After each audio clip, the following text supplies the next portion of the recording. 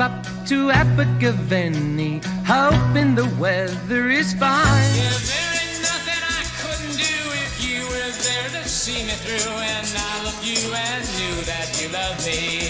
You ever hear a song on the radio and go, nope, not today, not ever? Well, the 60s weren't all Beatles and Motown magic. For every chart-topping classic, there was a tune that made folks hit the skip button, if they'd had one. Some were corny, some were annoying, and some were just misunderstood. So what were the songs people loved to hate in the grooviest decade of all? Let's dive into the top 10 most hated 1960s songs.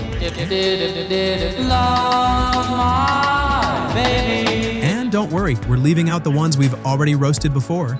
10. The Name Game. Shirley Ellis, 1964. The name game. Shirley, Bo Burley, Banana, Banana, Bo Burley, Shirley, Bo Burley, Banana Funna Fo Furley. Okay, admit it, you sang that at least once in grade school. And maybe it was fun for about 5 minutes. But by minute 6, this song had worn out its welcome harder than a bad party guest who won't stop rhyming your name with something embarrassing. The Name Game was a novelty hit.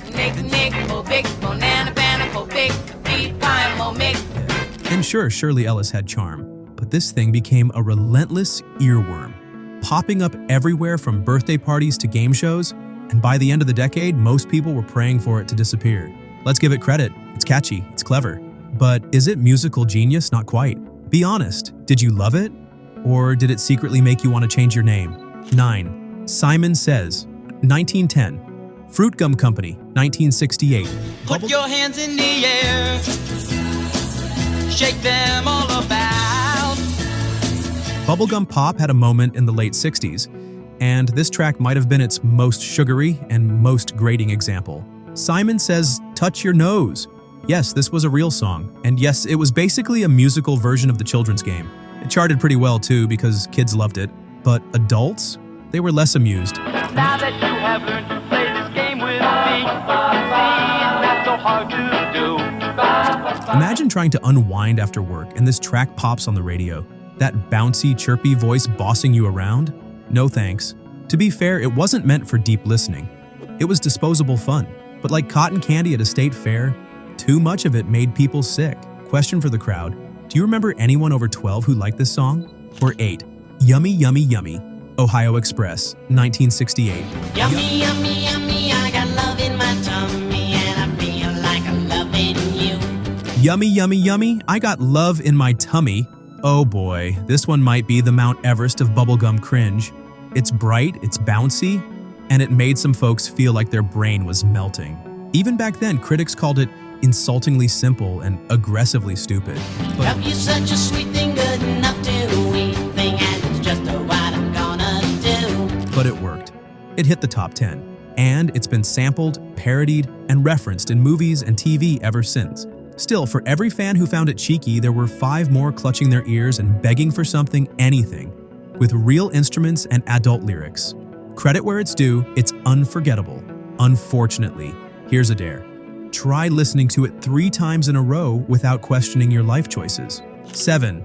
Little Woman, Bobby Sherman, 1969. Hey, little woman, please make up your mind. You've got to. Ladies and gentlemen, the pop prince of teen girls in 1969, Bobby Sherman. Now before you roll your eyes, yes, he was handsome, had charm, and could carry a tune. But Little Woman? That's where things get weird. It's not just the syrupy sound, it's the lyrics. Little Woman, Love Me Tonight. It hasn't aged well at all. In fact, the title alone sends up red flags today. You got to come down from that cloud, girl, and leave your world behind. Back then, some folks didn't even like the patronizing tone of the song, and critics weren't exactly raving either. It was like someone took the worst cliches of the time and wrapped them in pastel gift wrap. Sure, Bobby had fans, but this track, it was a guilty pleasure at best, and a punchline at worst. Ever wonder how many moms rolled their eyes when their daughters put this one on? Here's 6. Baby Talk, Jan and Dean, 1961. Here's means to say she loves me in baby talk. Here's a song that tried to be cute and ended up annoying half the population. Baby Talk, it's a crazy world. The Beach Boys made surf pop sound golden. Jan and Dean, well, they gave us some gems, but this one wasn't it. The entire track is stuffed with fake baby voices and infantile lyrics. It's hard to believe this was aimed at teenagers because it sounds like it belongs on a toddler's playlist. Love my baby. Love my baby. Even in 1961, critics were calling it shallow, silly, and lazy, but it somehow charted. Why? Maybe because it was catchy in a brainless kind of way. Let's face it, this was musical cotton candy that got stuck in your hair. Remember when songs could be annoying and still go top 40? 5. Tiptoe Through the Tulips. Tiny Tim, 1968. Come tiptoe through the tulips with me. You knew it was coming. Tiny Tim, ukulele in hand, falsetto in the clouds, tiptoeing into our collective nightmares. Now, some folks defend this one as brilliant performance art. And sure, Tiny Tim was doing something different.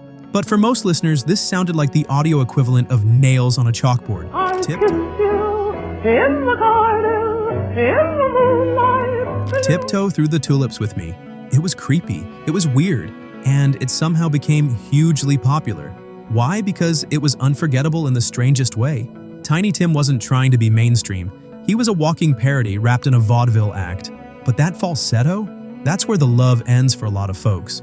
You either thought he was a genius or a goblin. No in between. Cast 4, Abergavenny, Marty Wilde, 1969. Taking a trip up to Abergavenny, hoping the weather is fine. This one flew under the radar for most, but those who heard it never forgot it.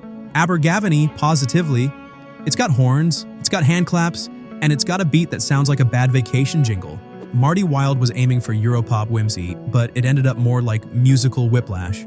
Listeners described it as obnoxious, grating, and the most British thing to ever ruin my afternoon. In the time with paradise people. Even the name confused people. What the heck is Abergavenny? They asked. It's a town in Wales. But after this song, no one wanted to visit. This is one of those tracks that's so upbeat it circles back to irritating. If you've never heard it, proceed with caution. Chart 3, Hootenanny, The Glencoves, 1963. There's gonna be a big hootenanny, everybody's gonna come along. Ah, yes, the folk revival's awkward cousin. Hootenanny was the musical equivalent of a forced smile at a square dance. It tried to cash in on the folk craze with a banjo-heavy chorus. You get the girls, I'll get the car, bring the banjo and an old guitar. Lyrics that made even die-hard folk fans cringe. It charted well, but folks quickly grew tired of the fake twang and corny enthusiasm. This was the kind of song your high school teacher might play during an American culture unit. More PBS than protest. The 60s gave us Dylan, Joan Baez, Pete Seeger, and then this. Ever heard a song try too hard to sound authentic? This was Exhibit A hard to. La La La, If I Had You, Bobby Sherman, 1969. Yes.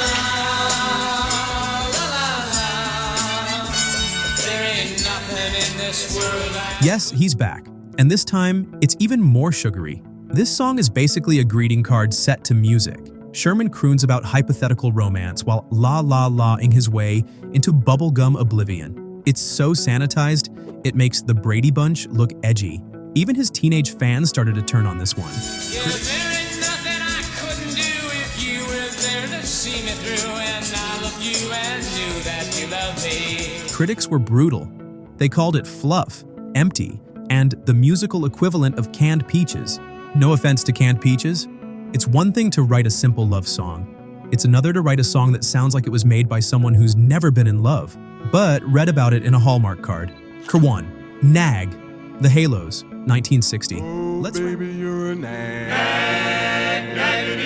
You're a nag. Let's rap with a song that irritated everyone, and not just because of the melody. She's a nag, nag, nag. The Halos thought they were being funny. Audiences thought they were being obnoxious. Not only did the song feature a repetitive, grating hook, it leaned hard into dated gender stereotypes.